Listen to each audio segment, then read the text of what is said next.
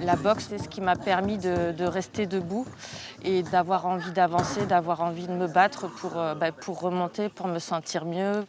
Allez. Véronique a vécu des événements traumatiques. Il y a 1 an et demi, sa santé mentale a vacillé. J'étais vraiment en détresse, en fait, en détresse émotionnelle. Je me sentais pas bien du tout, j'avais des angoisses, j'avais des peurs intenses, je pleurais souvent, enfin voilà, tout allait mal. Une fois par semaine, la jeune femme se rend dans un centre de remise en forme de Poitiers. Garde l'autre main bien haute pour ta garde. Ouais, très bien. Pour pratiquer la boxe thérapie. L'idée, c'est de se défouler, d'avoir un espace sécurisé où je peux venir décharger des émotions. Il n'y a pas d'affrontement, il n'y a pas de combat.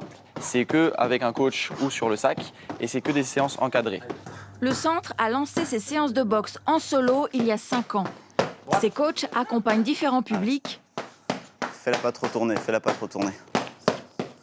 Il y a de l'énergie là. Ils se sont rendus compte des bienfaits de la frappe sur le psychisme.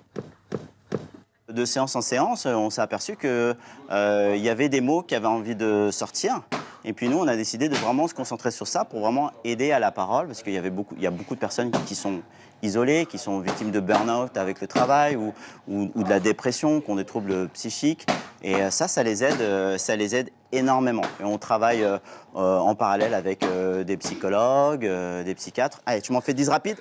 J'ai remonté la pente, oui. Parce qu'en fait, c'était le seul moyen que j'avais de faire sortir toute la colère que j'avais.